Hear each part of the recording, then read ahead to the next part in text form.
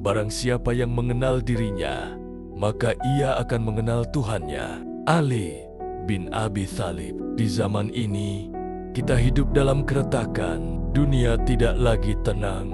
Manusia berjalan dengan wajah tertawa, tapi dadanya retak. Semua ingin menang, tapi tak tahu dari siapa harus kalah. Semua ingin kuat, tapi takut menghadapi sunyi. Semua ingin bahagia, tapi tak tahan diuji.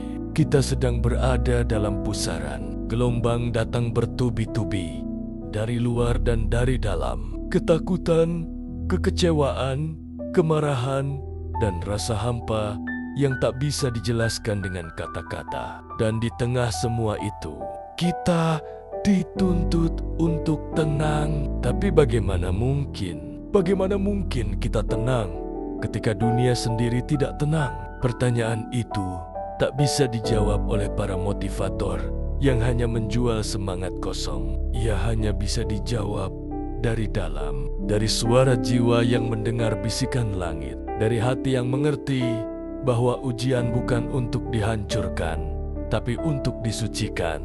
Orang-orang dunia sering menyangka bahwa ketenangan adalah kelemahan, bahwa diam adalah kalah, bahwa sabar adalah pasrah. Mereka tidak paham, karena yang sejati bukan yang bersuara lantang, tapi yang mampu menahan badai di dalam dada. Sabar itu pada pukulan yang pertama. Nabi Muhammad Sallallahu Alaihi Wasallam.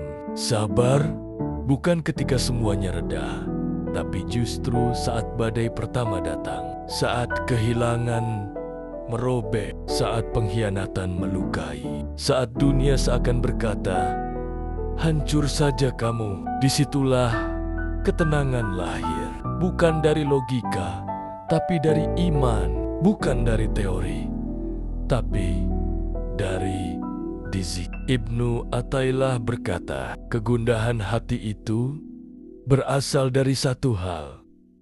Kau ingin sesuatu terjadi sesuai keinginanmu, padahal Allah telah menetapkan sesuatu sesuai dengan kehendaknya. Seorang filsuf Islam sejati tidak memaksa dunia tunduk padanya. Ia tunduk pada kehendak yang maha mengatur dunia. Ia belajar dari Ibrahim yang dilempar ke dalam api dan justru api itu menjadi dingin. Ia belajar dari Musa yang di hadapannya laut membentang dan di belakangnya Firaun mengejar namun laut itu terbelah. Ia belajar dari Muhammad yang di Gua Hira, di Gua Thur, di Taif, di Uhud, dan beliau tetap berdiri, tetap menyebarkan rahmat. Tenang bukan karena masalah kecil, tapi karena hati besar. Mengguncang kemarahan, kebencian, kecemasan,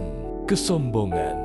Emosi-emosi ini adalah badai dalam jiwa, dan badai ini lebih berbahaya daripada gempa bumi karena ia menghancurkan dari dalam. Para filsuf Islam sejak dulu mengajarkan bahwa kemenangan terbesar bukan atas orang lain, melainkan atas diri sendiri. Orang kuat bukanlah yang pandai bergulat, tapi orang kuat adalah yang mampu menguasai dirinya ketika marah. Nabi Muhammad Sallallahu Alaihi Wasallam, Ali bin Abi Thalib juga berkata, musuh terbesarmu adalah nafsumu yang ada di antara kedua tulang rusukmu. Mengatasi emosi bukan berarti membunuhnya, tapi menaklukkannya, menjadi tuan atas amarahmu, bukan budak dari kepahitanmu. Seorang yang tenang dalam Islam bukan tanpa rasa. Ia justru sangat sadar atas rasa yang ada,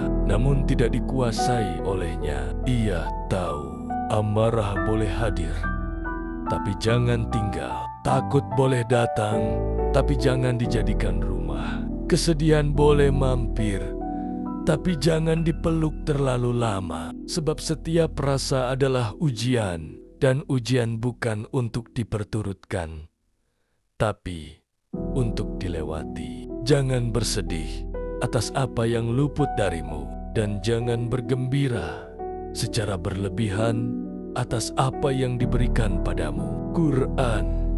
Quran, Surah Al-Hadid ayat 23. Dunia ini bukan milik kita. Apa yang datang kepadamu tidak akan meleset. Apa yang meleset darimu tidak akan datang. Itu bukan puisi, itu takdir. Filsafat Islam mengajarkan bahwa seluruh dunia ini adalah ilusi sementara, bukan untuk dibenci, tapi untuk difahami, bukan untuk dimiliki, tapi untuk diamanahi. Al-Ghazali menulis dalam Ihya Ulumuddin, orang yang mencintai dunia seperti orang yang minum air laut. Semakin ia minum, semakin haus ia dibuatnya.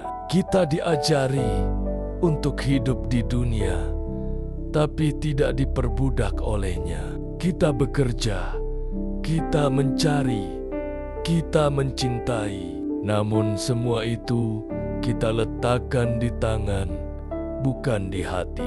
Tenang dalam kondisi apapun hanya mungkin bila kita tidak menggantungkan ketenangan pada hal-hal luar. Karena harta bisa hilang, cinta bisa berubah, jabatan bisa direbut, tapi ketenangan bila sudah tumbuh dalam jiwa, maka tak seorang pun bisa mengambilnya. Apakah manusia mengira bahwa mereka akan dibiarkan berkata, "Kami telah beriman," lalu mereka tidak diuji?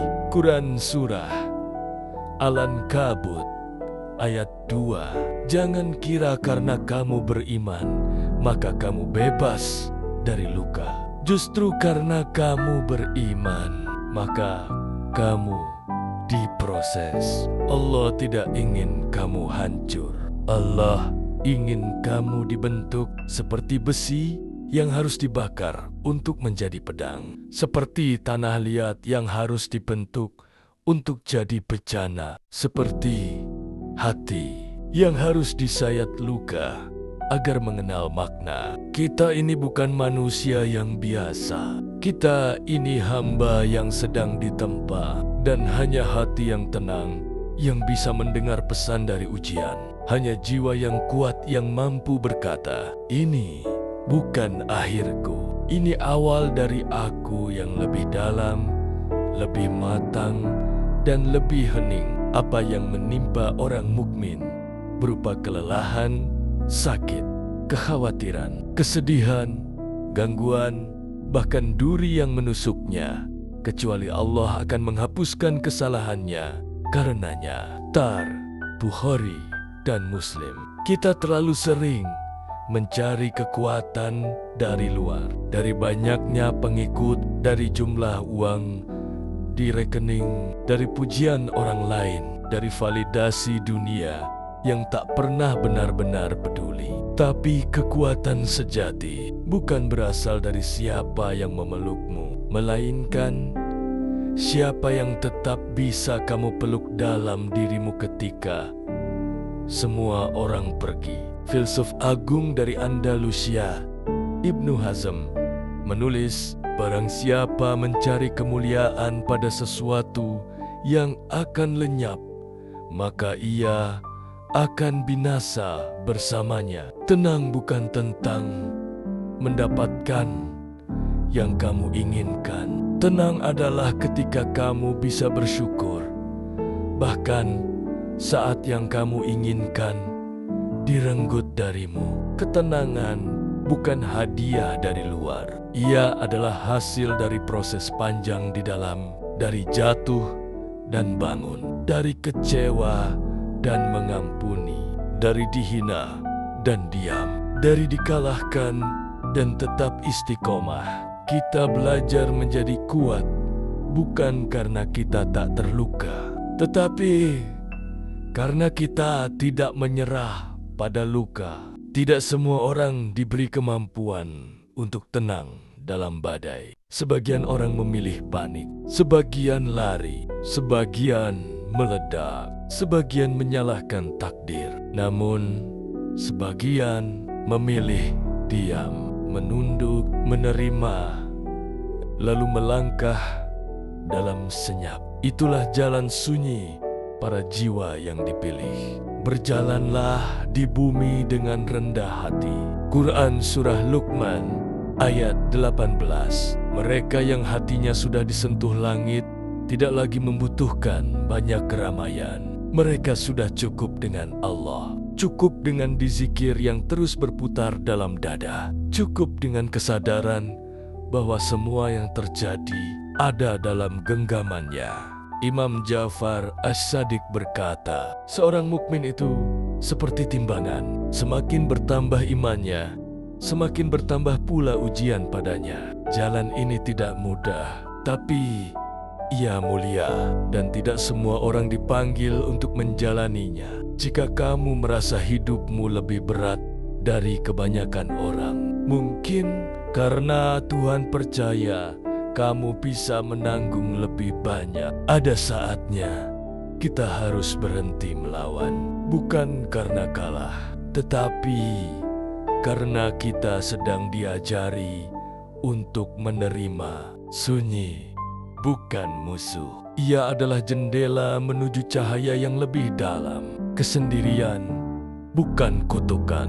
Ia adalah ruang pembentukan jiwa. Jika kamu tidak menemukan teman dalam kesendirian, maka kamu sedang berada di tengah keramaian yang kosong. Ibnu Qayyim Al-Jauziyah. Kita sering takut pada sunyi karena di sana kita tidak bisa bersembunyi dari diri sendiri. Tapi justru disitulah kita menemukan hakikat bahwa kita ini rapuh, bahwa kita ini hina, bahwa kita ini butuh Allah, bukan yang lain. Dan dari kerendahan itulah lahir kekuatan sejati. Karena yang merendah akan diangkat. Tenang bukan perasaan. Tenang adalah jihad. Jihad melawan reaksi spontan. Jihad melawan kata-kata kasar yang ingin keluar. Jihad melawan keinginan untuk membalas. Jihad melawan keputusasaan. Dan orang-orang yang berjihad di jalan kami, pasti kami akan tunjukkan kepada mereka jalan-jalan kami. Quran Surah Al-Ankabut ayat 69. Ketika seseorang menghinamu dan kamu bisa diam, itu jihad. Ketika tak ada yang memuji, tapi kamu tetap berbuat baik, itu jihad. Ketika hatimu remuk, tapi wajahmu tetap teduh, itu jihad. Dan jihad ini adalah jihad yang paling agung, karena ia tidak terlihat, tapi justru membentuk segalanya. Ombak besar datang, air menghantam tanpa henti, badai menggila, langit runtuh, tapi batu karang itu tetap diam, tetap berdiri. Bukan karena ia tidak sadar badai sedang terjadi, tapi karena ia tahu badai pasti berlalu. Begitulah seharusnya kita. Jiwa yang tenang bukan berarti tidak sadar dunia sedang guncang, tapi ia tidak terguncang bersama dunia. Allah menurunkan ketenangan ke dalam hati orang-orang beriman agar mereka bertambah iman di atas iman mereka. Quran Surah Al-Fes ayat 4. Ketenangan bukan karena badai berhenti. Ketenangan karena hati telah berlabuh kepada yang tak pernah berguncang. Saudaraku, hidup ini akan terus menggoncangmu. Hari ini kau bisa tertawa, esok bisa menangis. Hari ini kau dipuji, esok dicaci. Hari ini kau dicintai, esok dilupakan. Tapi semua itu bukan tujuan. Tujuan kita adalah tenang. Tenang. Tenang bukan berarti tak menangis. Tenang bukan berarti tak kecewa. Tenang berarti kita tahu semua ini hanya perjalanan, dan setiap perjalanan akan berakhir. Inna lillahi wa inna ilaihi rajiun. Kita milik Allah dan kepadanya kita kembali. Setiap sakit, setiap tawa, setiap penantian akan bermuara kepadanya. Dan selama hati ini masih bisa menyebut namanya, tidak ada alasan untuk panik, tidak ada alasan untuk merasa hancur. Jadilah seperti laut, tenang di permukaan dan dalam di dalamnya. Jangan seperti gelas mudah tumpah hanya karena goyangan kecil. Jika kamu membaca ini dan hatimu sedang berat, maka ketahuilah itu bukan kebetulan. Kamu dipanggil untuk bertahan, bukan karena kamu lemah, tapi karena kamu terpilih. Tenang dalam kondisi apapun, bukan hanya ideal, tapi jalan menuju pengenalan hakiki kepada Allah. Dan ketika kamu benar-benar tenang, bukan karena semua masalah selesai, tapi karena kamu sudah menemukan tempat kembali. Hasbiyallahu la ilaha illa huwa, alaihi tawakkaltu, wa huwa rabbul arsil azim. Cukuplah Allah bagiku, tidak ada Tuhan selain Dia. Kepodenia, aku bertawak, dan Dia adalah Tuhan pemilik arsy yang agung. Quran Surah At-Taubah ayat 129. Jika kamu merasa video ini menggambarkan perjalanan batinmu, maka jangan biarkan ia berhenti di layarmu. Jadikan cahaya bagi jiwa-jiwa lain yang masih gemetar di tengah badai. Karena ketenangan bukan hanya milik para wali, ia bisa dimiliki siapa saja yang mau berjalan dalam sunyi dan berserah pada yang tak pernah tinggal pergi.